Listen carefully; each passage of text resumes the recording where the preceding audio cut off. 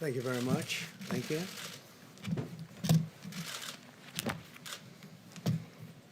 Good evening. I'd like to provide the American people with an update on our efforts to protect the integrity of our very important 2020 election. If you count the legal votes, I easily win. If you count the illegal votes, they can try to steal the election from us. If you count the votes that came in late, we're looking at them very strongly, but a lot of votes came in late. I've already decisively won many critical states, including massive victories in Florida, Iowa, Indiana, Ohio.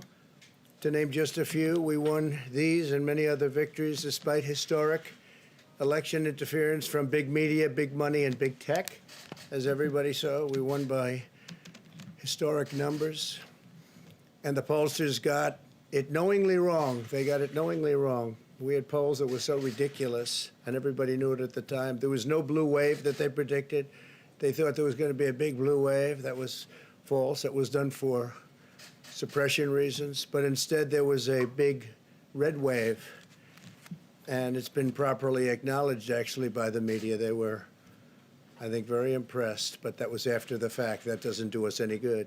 We kept the Senate despite having twice as many seats to defend as Democrats, and in a really much more competitive states, we did a fantastic job with the Senate. I think we're very proud of what's happened there. We had many more seats to defend. They spent almost $200 million on Senate races in South Carolina and Kentucky alone, 2 races, and hundreds of millions of dollars overall against us. At the national level, our opponents' major donors were Wall Street bankers and special interests. Our major donors were police officers, farmers, everyday citizens. Yet for the first time ever, we lost 0 races in the House. I was talking to Kevin McCarthy today. He said he couldn't believe it. 0 races, very unusual thing, 0. And actually won many new seats with, I think, many more on the way. This was also the year of the Republican woman. More Republican women were elected to Congress than ever before. That's a great achievement. I won the largest share of non-white voters of any Republican in 60 years, including historic numbers of Latino, African American, Asian American, and Native American voters, the largest ever in our history. We grew our party by 4 million voters, the greatest turnout in Republican Party history.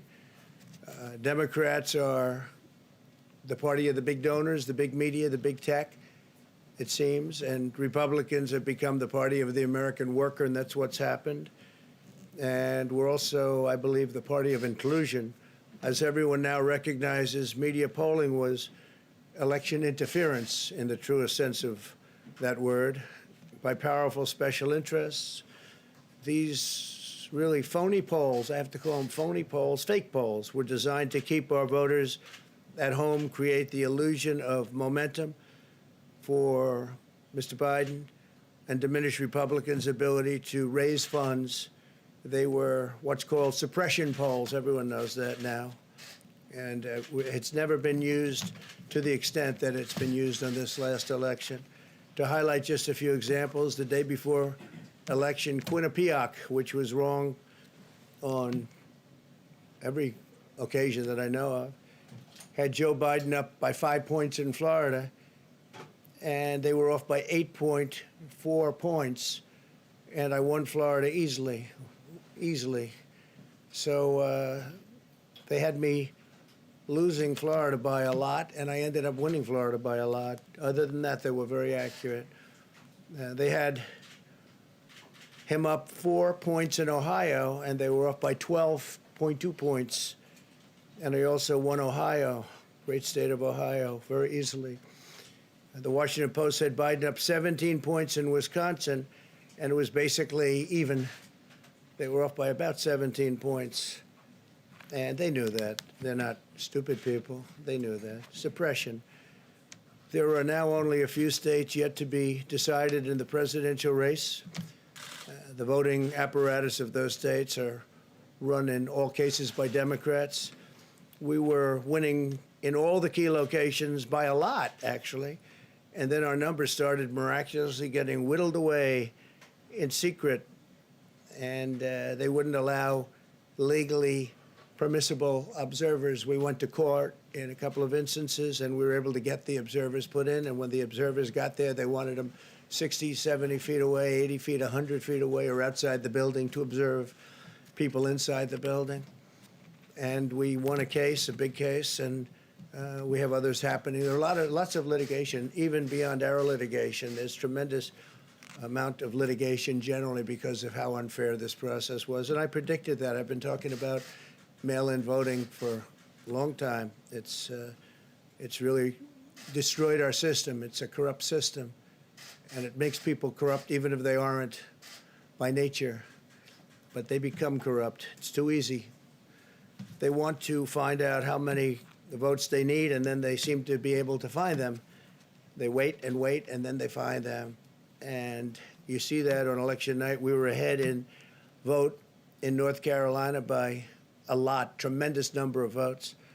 And we're still ahead by a lot, but not as many, because they're finding ballots all of a sudden. Oh, we have some mail-in ballots. It's amazing how those mail-in ballots are so one-sided, too. I know that it's supposed to be to the advantage of the Democrats, but in all cases, they're so one-sided. We were up by nearly 700,000 votes in Pennsylvania. I won Pennsylvania by a lot, and that gets whittled down to, I think they said now we're up by 90,000 votes, and they'll keep coming and coming and coming. They find them all over, and they don't want us to have any observers, although we won a court case. The judge said you have to have observers. Likewise in Georgia, and they're appealing. Actually, they're appealing. We won a case that we want people to watch, and we want observers, and they're actually appealing, which is sort of interesting. I wonder why they'd appeal, that all we want to do is have people watch as they do the vote tabulations. Likewise in Georgia, I won by a lot, with a lead of over getting close to 300,000 votes on election night in Georgia. And by the way, got whittled down, and now it's getting to be to a point where I'll go from winning by a lot to perhaps being even down a little bit. In Georgia, a pipe burst in a faraway location, totally unrelated to the location of what was happening, and they stopped counting for 4 hours, and a lot of things happened. The election apparatus in Georgia is run by Democrats. We also had margins of 300,000 in Michigan. We're way up in Michigan, won the state. And in Wisconsin, we did likewise fantastically well. And that got whittled down. In every case, they got whittled down. Today, we're on track to win Arizona. We only need to carry, I guess, 55% of the remaining vote, 55% margins. And that's a margin that we've significantly exceeded. So we'll see what happens with that. But we're on track to do okay in Arizona. Our goal is to defend the integrity of the election. We'll not allow the corruption to steal such an important election, or any election for that matter. And we can't allow anybody to silence our voters and manufacture results. I've been doing a lot of public things for a long time. I've never had anything that's been as inspirational, by people calling, talking, sending things to us. I've never seen such love and such affection and such spirit as I've seen for this. People know what's happening, and they see what's happening, and it's before their eyes. And there are many instances which will be reported very shortly. There's tremendous litigation going on, and this is a case where they're trying to steal an election. They're trying to rig an election, and we can't let that happen. Detroit and Philadelphia, known as two of the most corrupt political places anywhere in our country, easily cannot be responsible for engineering the outcome of a presidential race, a very important presidential race. In Pennsylvania, Democrats have gone to the state Supreme Court to try and ban our election observers, and very strongly.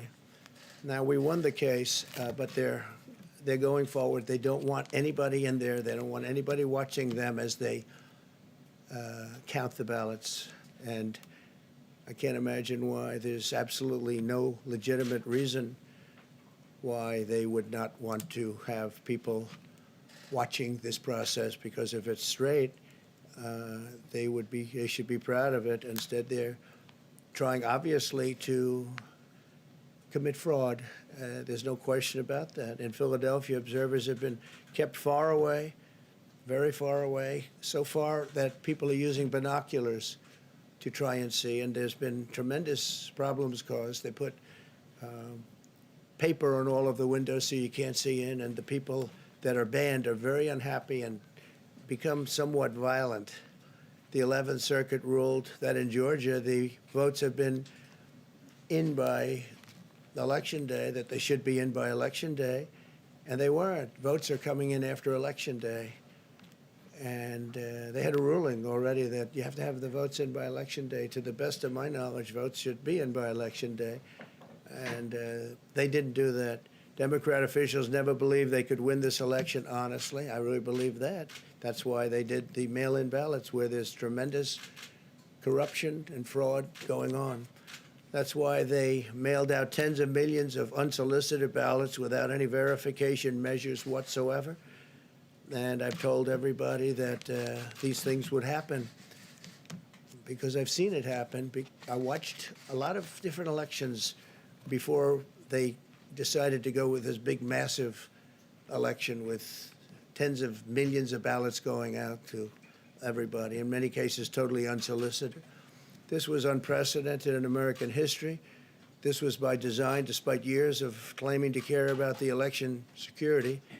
They refused to include any requirement to verify signatures, identities, or even determine whether they're eligible or ineligible to vote. People are walking in there. They have no idea. They're just taking numbers. They're writing down things, the workers, and doing a lot of bad things. And we have a lot of information coming and litigation that you'll see that will shake even you people up. And you've seen it all. The officials overseeing the counting in Pennsylvania and other key states are all part of a corrupt Democrat machine that you've written about, and for a long time you've been writing about the corrupt Democrat machine.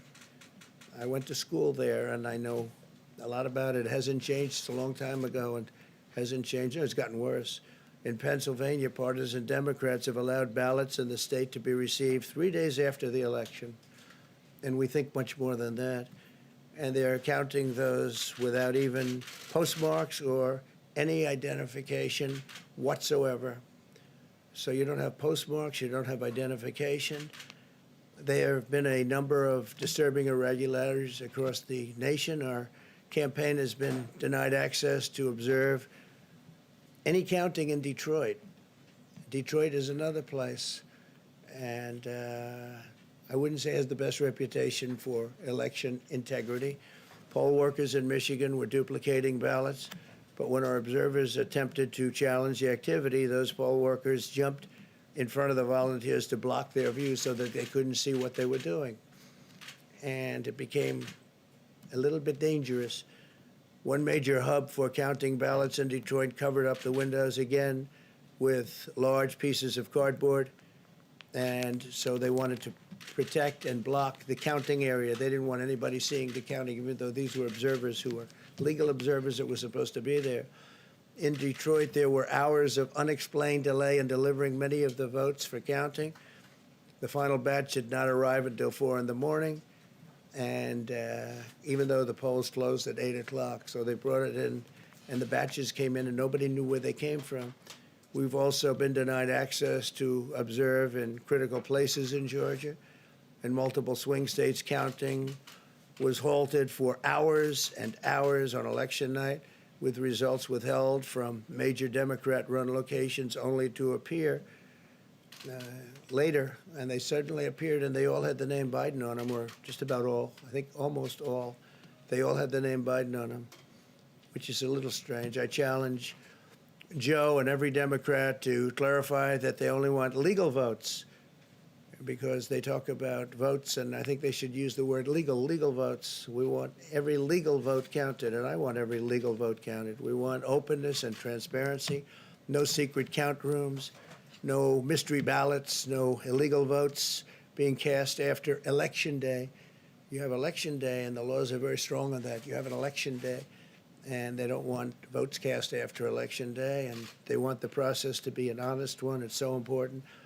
We want an honest election, and we want an honest count, and we want honest people working back there because it's a very important job. So that's the way this country is going to win. That's the way the United States will win, and we think we will win the election very easily. We think there's going to be a lot of litigation because we have so much evidence, so much proof, and it's going to end up perhaps at the highest court in the land. We'll see. But we think there'll be a lot of litigation because we can't have an election stolen like this. And I tell you, I have been talking about this for many months with all of you, and I've said very strongly that mail-in ballots are going to end up being a disaster. Small elections were a disaster. Small, very easy-to-handle elections were disastrous. This is a large-scale version, and it's getting worse and worse every day. We're hearing stories that are horror stories, absolute horror stories, and we can't let that happen to the United States of America. It's not a question of who wins, Republican, Democrat, Joe, myself. We can't let that happen to our country. We can't be disgraced by having something like this happen. So it will be hopefully cleared up, maybe soon, I hope soon, but it'll probably go through a process, a legal process. And as you know, I've claimed certain states, and he's claiming states, and we can both claim the states, but ultimately I have a feeling judges are going to have to rule. But there's been a lot of shenanigans, and we can't stand for that in our country. Thank you very much.